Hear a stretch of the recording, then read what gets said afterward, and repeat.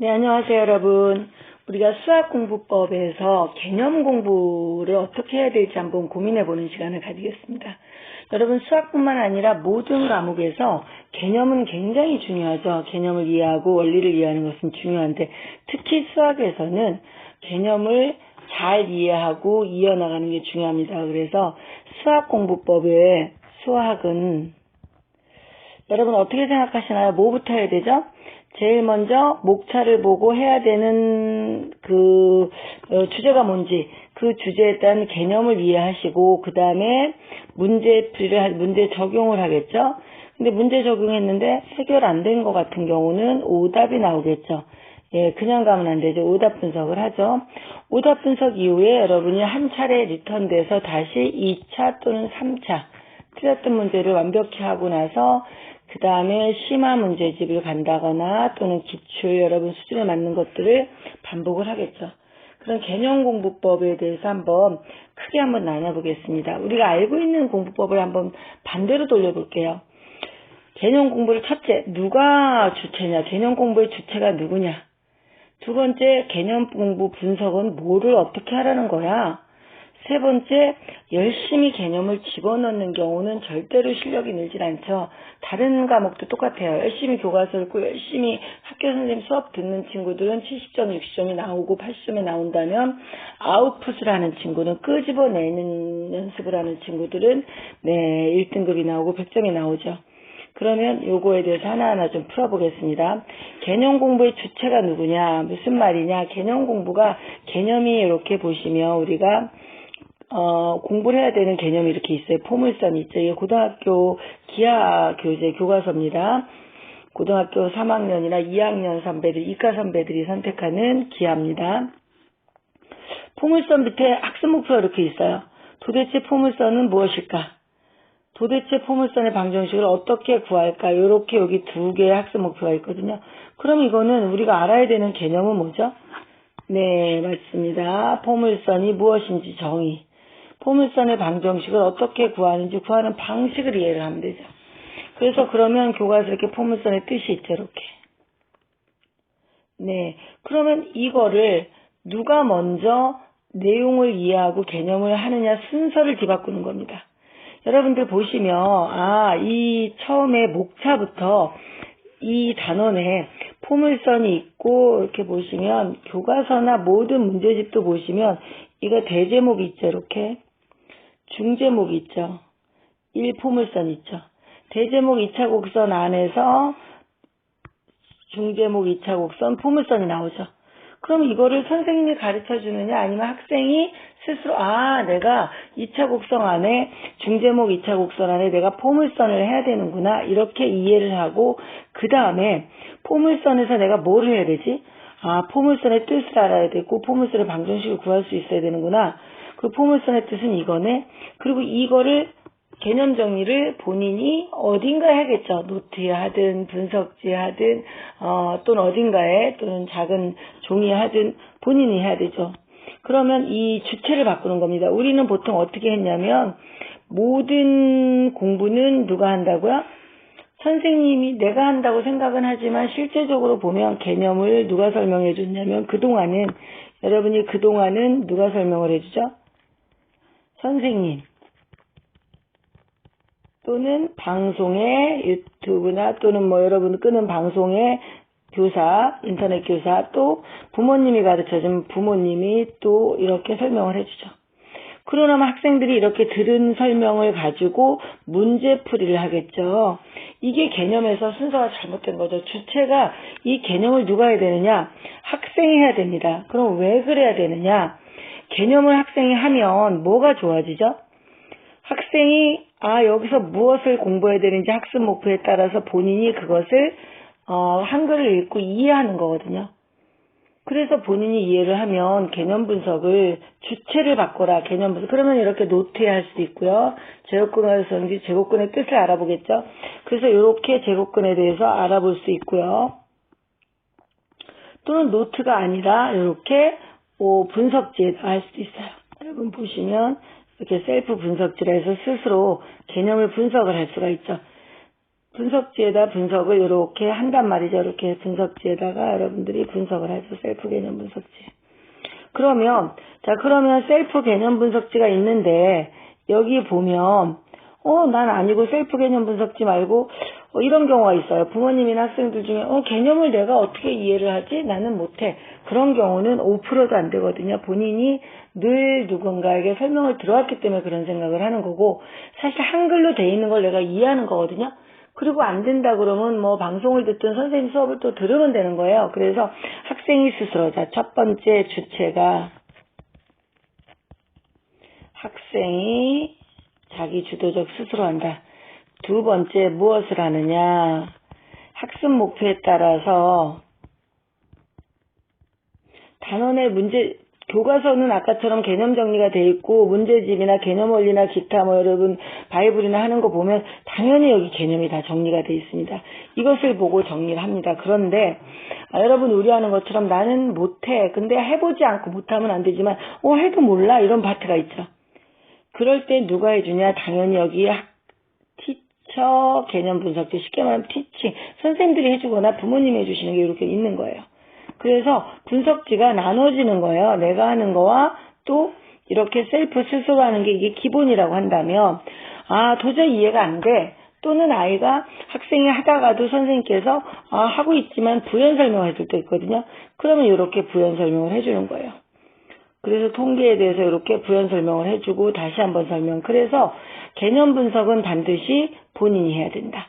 네, 이렇게 들어가고 또 하나가 있습니다.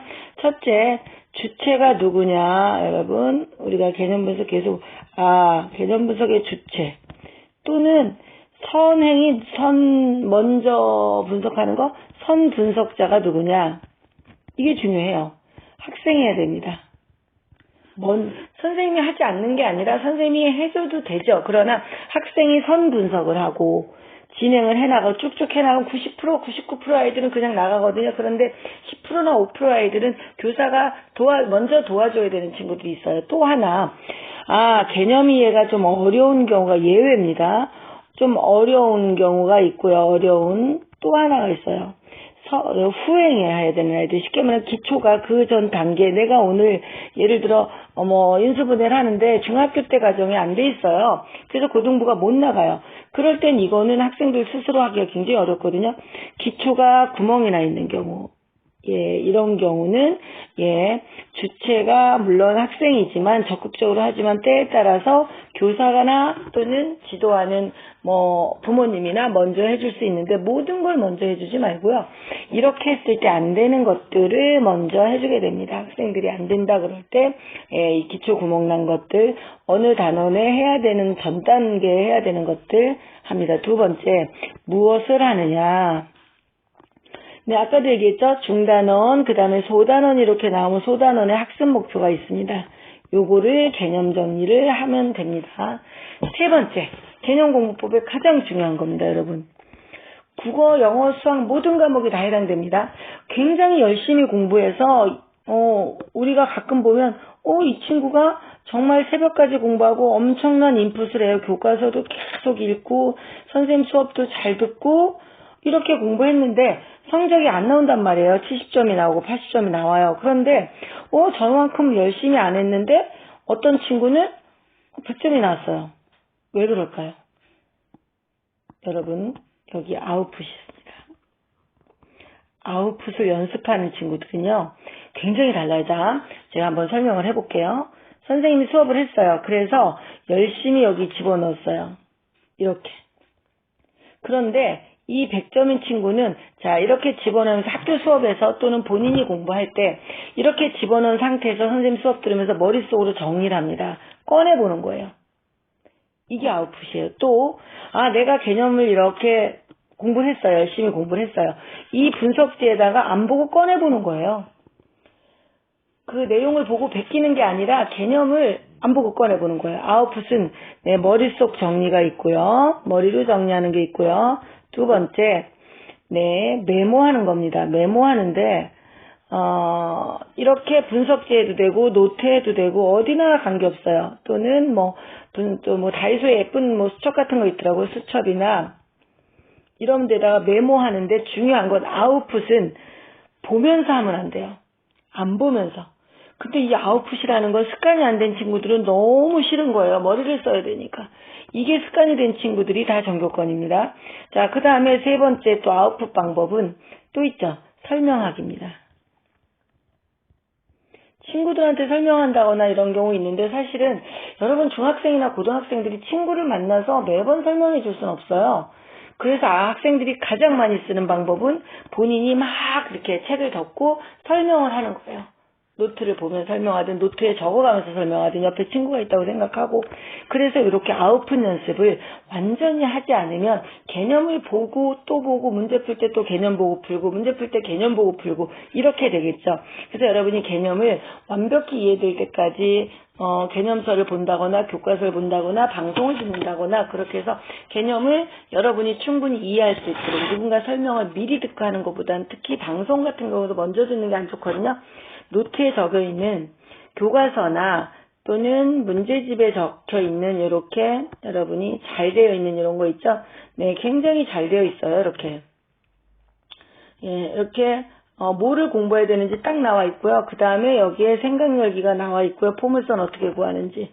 여기서 그래서 이런 것들을 충분히 검토하시면 좋은 정말 가장 좋은 수학 공부법이 될 거예요. 개념 공부법. 여러분 개념 공부법 다시 한번 정리할게요.